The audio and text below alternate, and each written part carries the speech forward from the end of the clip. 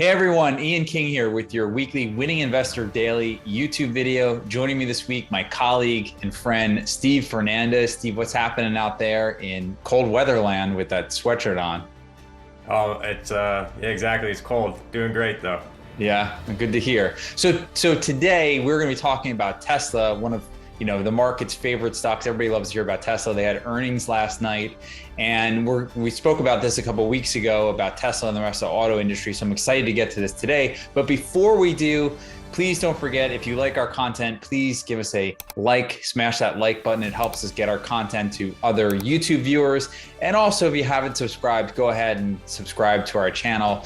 That'll make you able to get our content as soon as it's released. Now, Steve, last night, Tesla reported their earnings for, I believe, fourth quarter. Can you just go over the numbers for us really quickly? Sure. So they reported strong earnings, which we'll get to in a second, was kind of overshadowed by something else. But quarterly earnings came in at 254 per share. So that was almost 10% more than the forecast for the quarter. Mm-hmm.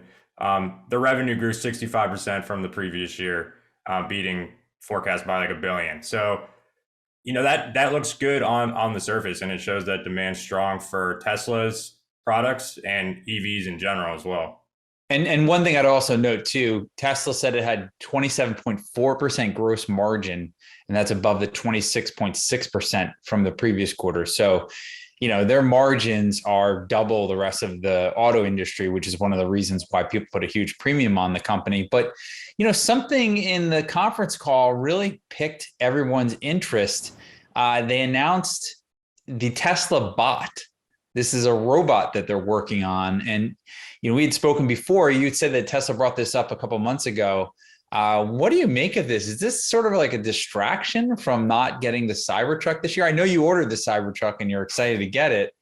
Now, are you a little disappointed with the robot because you're not getting your Cybertruck, or what's the deal here? I'd say there's a hint of disappointment, even for investors in Tesla and EVs in general. Obviously, Tesla has been the first to market with a lot of products. So when they announced their pickup, for example, that was a huge thing for EV sentiment. I do think it's a bit of a distraction. Now, we know Elon has a bunch of different business ventures at all times. He's really big into AI. So I think it's natural for that to be a priority of his. I'm a little surprised that it's not a completely different business entity, though, working on these robots. So that's interesting. But yeah, the lack of clarity about, new vehicle launches and, missing deadlines, or not deadlines, but timeframes that they had previously forecasted. It shows that a lot of this stock price increase that we've seen is likely, hype per se. Yeah, but that's okay. I hear what you're saying, but that's also par for the course for Tesla. I feel like investors are just used to, oh, we're gonna have a $25,000 vehicle at some point in the next couple of years, and like, where's the update on it? Or we're gonna have the Cybertruck. Let's take your money, and then we don't get it. I mean, obviously, the Model 3 and the Model Y have been just huge successes for the company, but let's take a look at this chart right now, because at some point there is just so much air in this chart. This company is trading about 88 times 2024 earnings versus the rest of the auto industry, which is like 10 times earnings. And I feel that investors in this stock are waiting for autonomy, right? Because that's going to separate Tesla from every other vehicle out there.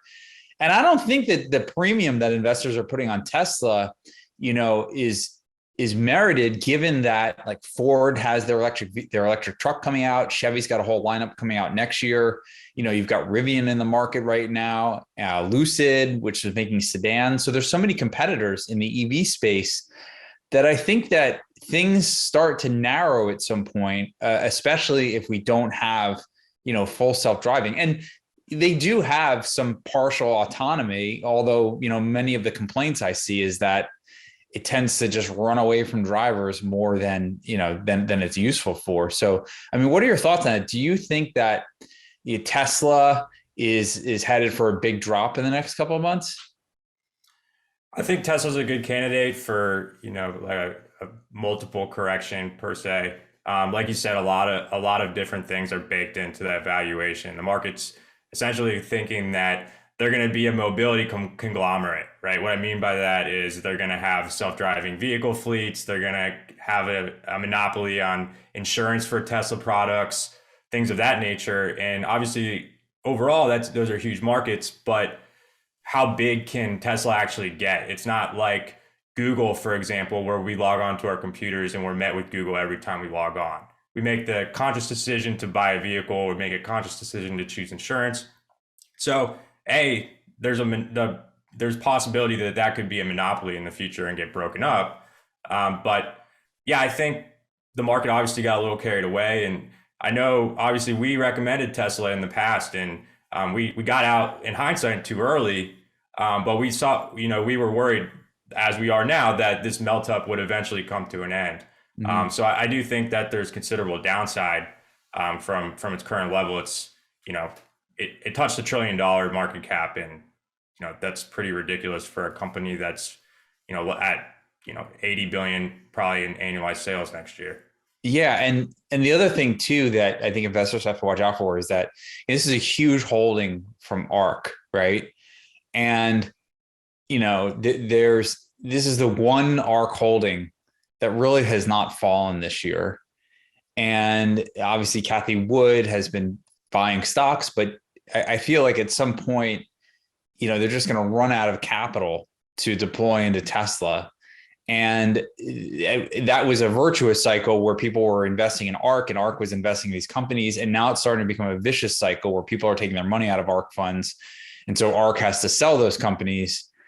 To me, that it just feels like the Tesla bubble could deflate a lot faster than people think.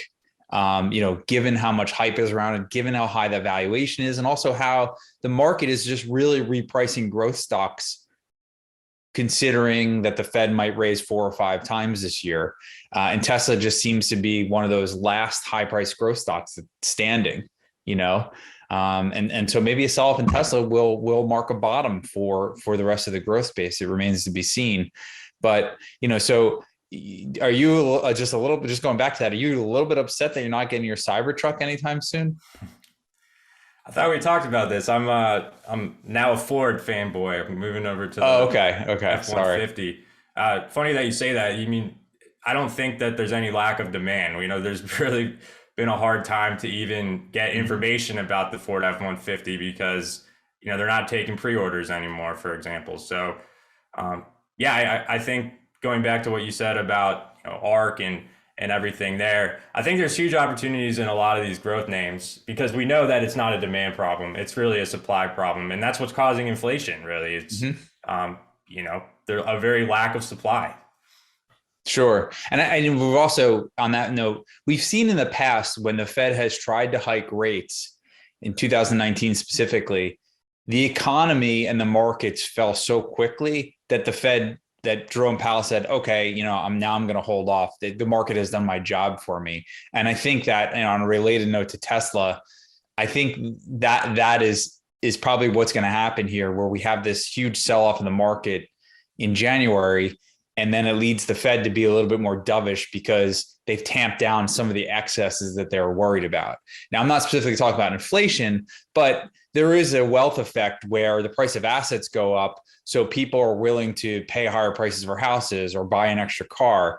Now, when you see a contraction in the stock market, a lot of those behaviors change, and along with supply lines opening up will start to quell inflation. So I'm at the point where I think that inflation peaked this month. I think the CPI at 7% was the highest we're going to see, and we're going to start to see lower readings in the future just because the stock market is going to cool demand. And also, as we move forward to the future, you'll see more supply lines open up, more new cars hit the market so that the used cars prices are easy, more homes being built to keep up with demand. And so, that's sort of related to Tesla. I still think that Tesla at 88 times 2024 earnings is in a little bit of a trouble here, specifically because they pushed off their Cybertruck and we don't know when the $25,000 model car is.